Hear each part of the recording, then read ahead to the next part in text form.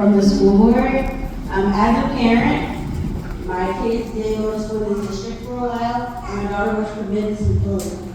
Watching the news in other states, they locked down schools because of school shootings. Doing my personal research, most of those kids that shot up the schools were bullied tremendously, and the school districts did nothing.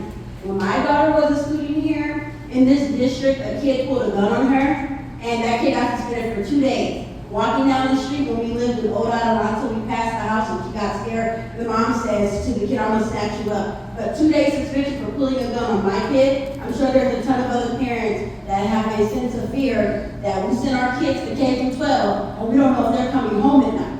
We don't know if they're gonna make the bus. So what would this school district do to protect all these students out here that may only duck and cover but still die when we send our kids out to school? Thank you. Well, thank you for that question, and I'm sorry that your family had to go through that. First off, I want to let you know I am the 10th superintendent in 12 years. Think about the math. 10th superintendent in 12 years in Adelanto Elementary School District. That has to stop. That's number one. In order to have consistency in education, you need somebody that's going to be there over the long term. And average 12 months is not cutting the mustard in Adelanto. So that has to stop, number one. Number two, one of the things that I want to make clear, all children need an education, but not all children may be right for the traditional K-12 schools. So there needs to be harsher penalties for students that bring guns, bring weapons to school. It shouldn't just be a suspension. One of the things that I brought to Adelanto is I created the HOPE program. It's on Adelanto Elementary School's campus. So students, it's like the last chance for them. If they do something at our middle schools, they do something like bullying, they go there. So that way it gives them a little bit of hope to, find out that, hey, this is not really the path I really want to go on. So I was proud of that. The other thing that I brought in over the last 2 years is positive behavior intervention supports. It's called PBIS.